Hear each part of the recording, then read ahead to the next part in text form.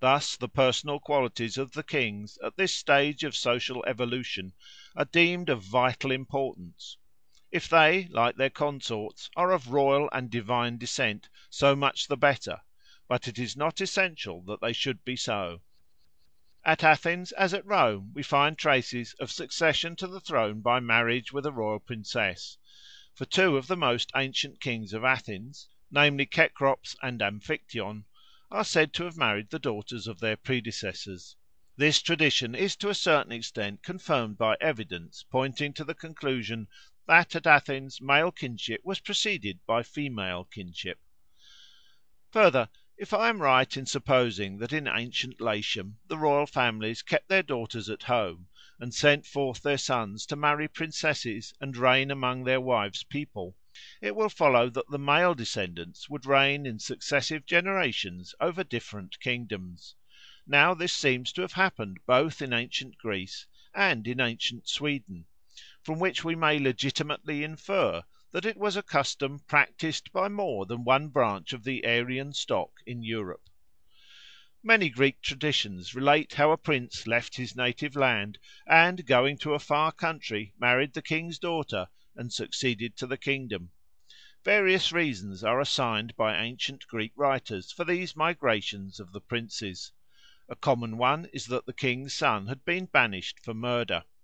This would explain very well why he fled his own land, but it is no reason at all why he should become king of another. We may suspect that such reasons are afterthoughts devised by writers who, accustomed to the rule that a son should succeed to his father's property and kingdom, were hard put to it to account for so many traditions of kings' sons who quitted the land of their birth to reign over a foreign kingdom. In Scandinavian traditions we meet with traces of similar customs. For we read of daughters' husbands who received a share of the kingdoms of their royal fathers in law, even when these fathers in law had sons of their own.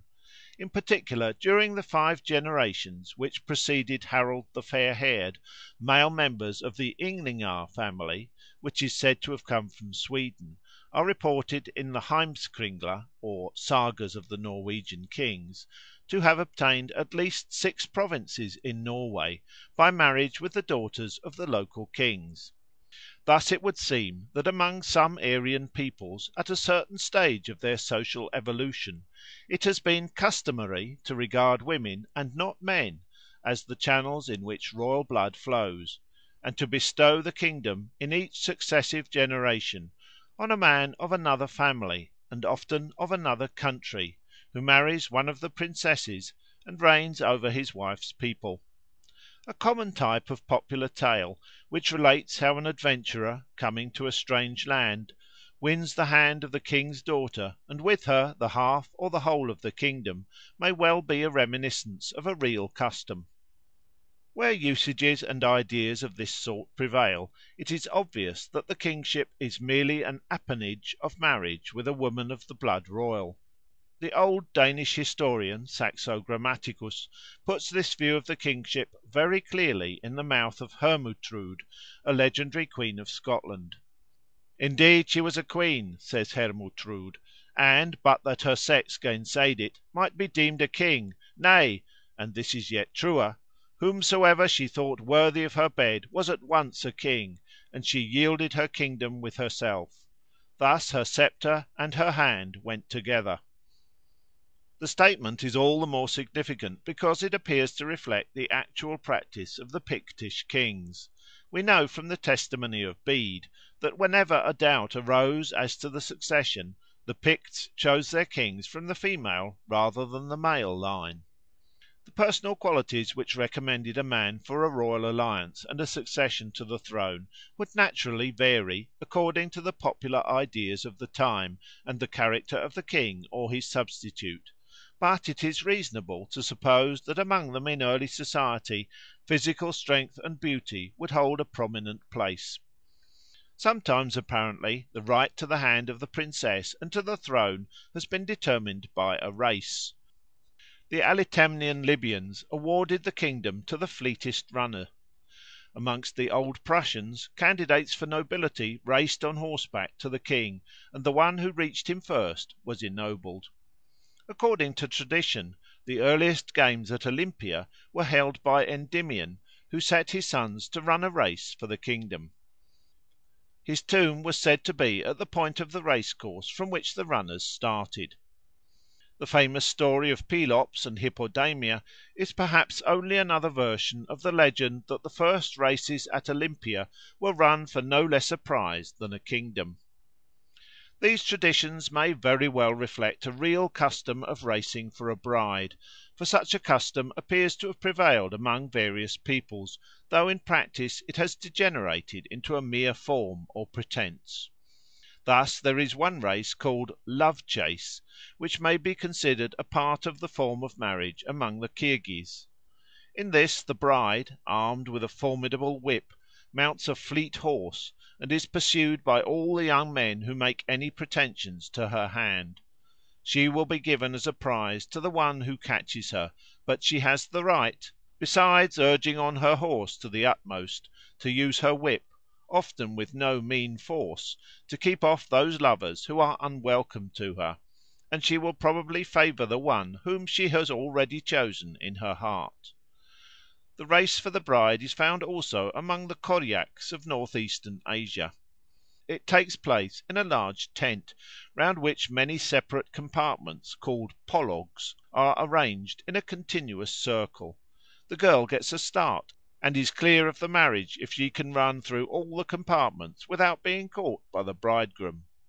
The women of the encampment place every obstacle in the man's way, tripping him up, belabouring him with switches, and so forth, so that he has little chance of succeeding unless the girl wishes it, and waits for him. Similar customs appear to have been practised by all the Teutonic peoples, for the German, Anglo Saxon, and Norse languages possess in common a word for marriage which means simply bride race. Moreover, traces of the custom survived into modern times. Thus it appears that the right to marry a girl, and especially a princess, has often been conferred as a prize in an athletic contest. There would be no reason, therefore, for surprise if the Roman kings, before bestowing their daughters in marriage, should have resorted to this ancient mode of testing the personal qualities of their future sons in law and successors. If my theory is correct, the Roman king and queen personated Jupiter and his divine consort, and in the character of these divinities went through the annual ceremony of a sacred marriage for the purpose of causing the crops to grow, and men and cattle to be fruitful and multiply. Thus they did what in more northern lands we may suppose the King and Queen of May were believed to do in days of old. Now we have seen that the right to play the part of the King of May and to wed the Queen of May has sometimes been determined by an athletic contest, particularly a race.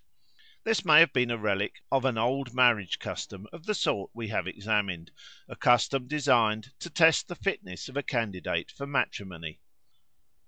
Such a test might reasonably be applied with peculiar rigour to the king, in order to ensure that no personal defect should incapacitate him for the performance of those sacred rites and ceremonies on which, even more than on the dispatch of his civil and military duties, the safety and prosperity of the community were believed to depend.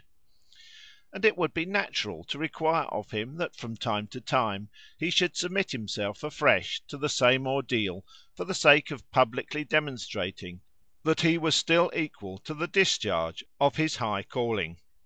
A relic of that test perhaps survived in the ceremony known as the Flight of the King (regifugium), which continued to be annually observed at Rome down to imperial times.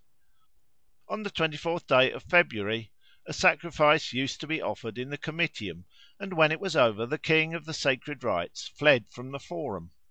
We may conjecture that the flight of the king was originally a race for an annual kingship, which may have been awarded as a prize to the fleetest runner. At the end of the year the king might run again for a second term of office, and so on until he was defeated and deposed, or perhaps slain. In this way what had once been a race would tend to assume the character of a flight and a pursuit. The king would be given a start; he ran, and his competitors ran after him, and if he were overtaken he had to yield the crown.